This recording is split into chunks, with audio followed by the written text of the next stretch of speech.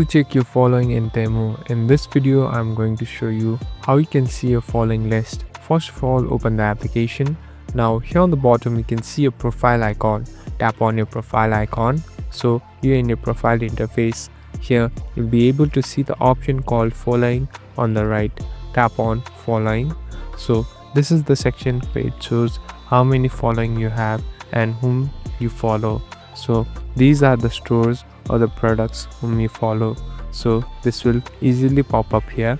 So you can simply tap on it and it will show you the store. So you can do it in order to have preference of the products or even add the products that you like for future.